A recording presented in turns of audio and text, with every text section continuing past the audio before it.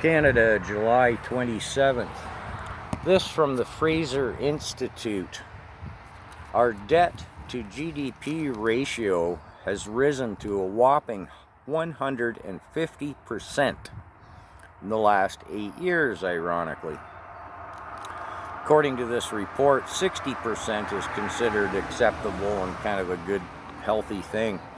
150% isn't. I tried to Google today where that puts us in the world standings, and no two charts are in concurrent.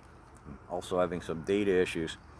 I did a video about this, I don't know, 2-3 months back, and at that time we were either 3rd or 6th, I forget which, in the G20 countries, making us a leader in a category you don't want to be a leader in.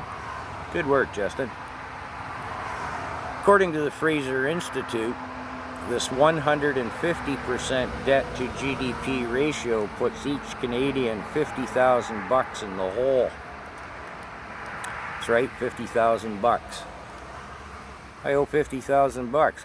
Good work, Justin. Yeah, you're doing good there in Ottawa. But of course, that's every Canadian respirating. How many actually work and pay taxes? It's debatable. According to the government, it's 1 in 4. To my count, it's more like 1 in 6. So you can multiply that $50,000 by, well, who do you believe, 4 or 6? Then add interest. I don't think I'm going to get that paid off. I'm not going to be around long enough. And I'm not sure what our deficit figure that the Fraser Institute is using. I'll just let that truck go by. I'm not sure what deficit figure the Fraser Institute is using, because the government says that we're $1.2 trillion in debt. But from what I can see, that figure hasn't moved an iota in the last 2 years, despite the fact we've borrowed money and print it like that's not creating inflation or something.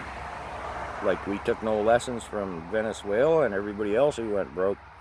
So I'm not buying that $1.2 trillion. But yeah, I've said before, we can't afford to keep Trudeau at the helm.